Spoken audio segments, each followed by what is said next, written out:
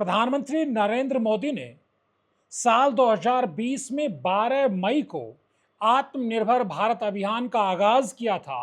मकसद था देश आत्मनिर्भर बने, आर्थिक विकास के मोर्चे पर और आयात पर निर्भर कम रहना पड़े।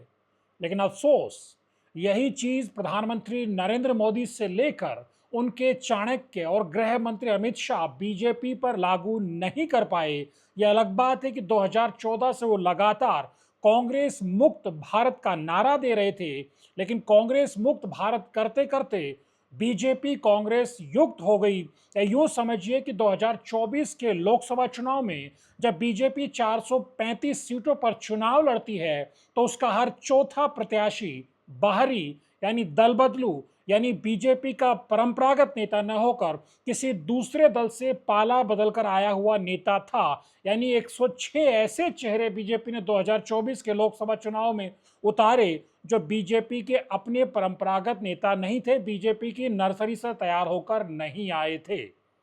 फिर उत्तराखंड में तीरथ सिंह रावत ने उत्तराखंड बीजेपी की जो विस्तारित कार्य समिति की बैठक में जो बावेला काटा अपने बयान से, वो गलत कहां पर है? आखिर हमने दल बदलुओं का हश्र हिमाचल प्रदेश में देखा है, तो उत्तराखंड के बद्रीनाथ में भी देखा है। लेकिन सवाल अभी बाकी है क्योंकि सामने उत्तराखंड में निकाय चुनाव हैं। दोस्तों नमस्कार, धनुडा के खास political show pure politics with Pawan में आपका स्वागत है।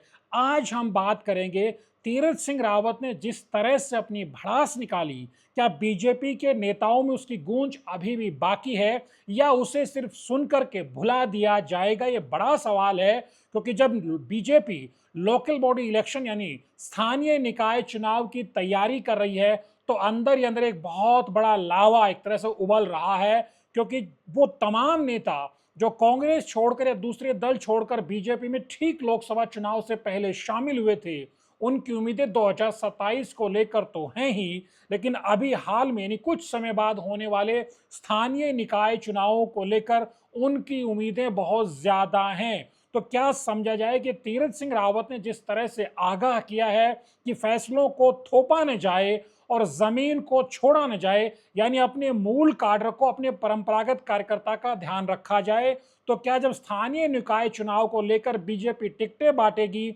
अपना समर्थन देगी, तब वो इस चीज का ध्यान रखेगी? और ध्यान रखेगी तो कांग्रेस छोड़कर बीजेपी में आए वरिष्ठ नेता दिनेश अग्रवाल का क्या होगा?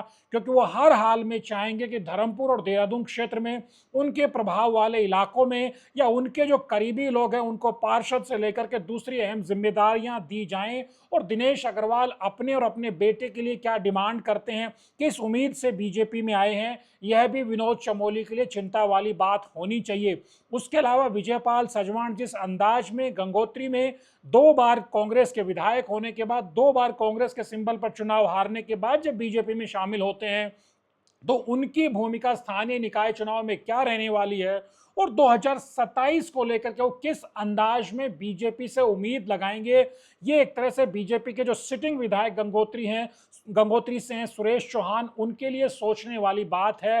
फिर बात आप दिनेश धने की करिए। दिनेश धने और उनके बेटे अगर बीजेपी में आए हैं तो कुछ न कुछ डिमांड लेकर आए होंगे। भले टिहरी में कांग्रेस के से जाकर के किशोर उपाध्याय बीजेपी की तरफ से विधायक बन गए हों, लेकिन दिनेश धने को लाकर के बीजेपी ने वहां लड़ाई को बढ़ा दिया है। दोनों धुर विरोधी रहे हैं। वो कांग्रेस सरकार में मंत्री थे, तब प्रदेश अध्यक्ष किशोर उपाध्याय हुआ करते थे, और जिस तरह से टिहरी की सियासत में दोनों में 36 का आंकड़ा था, वो बीजेपी में शामिल होने के बावजूद पिछले दिनों हमने देखा किस तरह से एक बैठक में दोनों आपस में उलझ जाते हैं, एक दूसरे पर भ्रष्टाचार का आरोप लगाते हुए।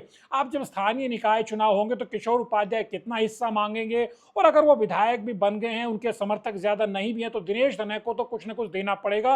यानी वहां बीजेपी को अपने कार्यकर्ताओं को दरी बिछाने का फिर से क्या संदेश देना पड़ेगा, ये बड़ा सवाल है। हरक सिंह रावत कांग्रेस में है, वो केदारनाथ से टिकट मांग रहे हैं, लेकिन उनकी पुत्र वधु अनुकृति गुसाई जो 2022 के विधानसभा चुनाव में कांग्रेस के सिंबल पर लैंसडौन से चुनाव लड़कर हार जाती हैं, वो अब बीजेपी में है। उनको कहां समायोजित किया जाएगा? क्या 2027 में उनको फिर लैंसडौन से बीजेपी चुनाव लड़ाएगी? ये अपने आप में महंत दिलीप रावत को सोचना है, बीजेपी के दूसरे नेताओं को भी सोचना है। उसके अलावा भी बहुत सारे नेता, खास तौर पर जिस तरह से मनीष खंडूड़ी जो 2019 में कांग्रेस के सिंबल पर गढ़वाल से लोकसभा का चुनाव लड़ते हैं, इस बार ठीक चुनाव से पहले वो पाला बदल करके बीजेपी में आ जाते हैं। वो क्या नेपथ्य में ही रहेंगे या फिर उनको भी 2027 के नजरिए से कहीं समायोजित किया जाएगा, उनके समर्थकों को भी एडजस्ट किया जाएगा? ये बीजेपी के भीतर बड़ा सवाल है। यानी तीरथ सिंह रावत ने जिस अंदाज में बीजेपी के तमाम प्रदेश के कर्ता धर्ताओं को निशाने पर लेते हुए दिल्ली तक ये मैसेज देने की कोशिश की है कि हमने अपने पुराने काडर को इग्नोर कर दिया है और हम जो बाहर से आयातित नेता हैं, करतार सिंह भड़ाना जैसे और राजेंद्र भंडारी जैसे दल बदलुओं को हमने तवज्जो दी है, जिसके चलते हमें नुकसान उठाना पड़ा है। तो कुल मिलाकर समझा जा सकता है, एक तरफ जब प्रधानमंत्री नरेंद्र मोदी आत्मनिर्भर भारत की बात करते हैं, यानी बाहर के आयात पर निर्भरता घटाने की बात करते हैं, तब बीजेपी कॉरिडोर्स के भीतर ये सवाल उठ रहा है कि अगर हमें बीजेपी को सशक्त बनाना था, बीजेपी को आत्मनिर्भर बनाना था, तो फिर हमें कांग्रेस और दूसरे विपक्षी दलों से आयातित नेताओं को, दूसरे राज्यों से आयातित नेताओं को क्यों जगह देनी पड़ रही है, खासतौर पर उत्तराखंड में? ये अपने आप में बड़ा सवाल है, देखना बेहद दिलचस्प होगा। लेकिन अब बीजेपी कॉरिडोर्स के भीतर से जो खबर आ रही है, फिर चाहे वो बड़कोट हो, जिस तरह बड़कोट में पेयजल को लेकर के जो एक तरह से बवाल मचा हुआ है, गंगोत्री हो या दूसरे क्षेत्रों हो, यानी कि बीजेपी के भीतर 2027 में तो दल बदलुओं को हिस्सेदारी देने के मसले बवाल मचना तय है, लेकिन उससे पहले स्थानीय निकाय चुनाव में भी ये तमाम दल बदलू हैं, ये बड़े हिस्सेदारी का क्लेम करने जा रहे हैं, क्योंकि तीरथ सिंह रावत के तेवर से अब इन दल बदलू नेताओं को बीजेपी में अपना जो भविष्य है वो संकट में भी नजर आ सकता है। इस लिहाज से वो पूरी ताकत लगाने की कोशिश करेंगे कि स्थानीय निकाय चुनाव में अपने समर्थकों को और खुद के लिए कुछ न कुछ बड़ा स्पेस बचाया जाए, क्योंकि अगर ऐसा नहीं हो पाता है तो ये दल बदलू नेता हैं, ये वापस पलटी मारने से भी नहीं चूकेंगे, क्योंकि इनके लिए 2027 अभी बहुत दूर है। इसलिए पूरा दमखम ये 2027 से पहले स्थानीय निकाय चुनावों में ही बड़ी हिस्सेदारी लेने के तौर पर दिखाना चाहेंगे, ताकि इन्हें तभी पता चल सकेगा कि बीजेपी में इनका भविष्य सुरक्षित है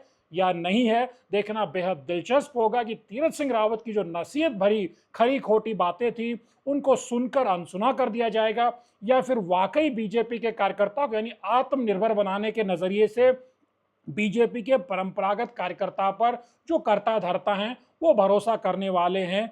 द न्यूज अड्डा के वीडियोज को लाइक कीजिए, शेयर कीजिए और चैनल को सब्सक्राइब करना मत भूलिए। नमस्कार।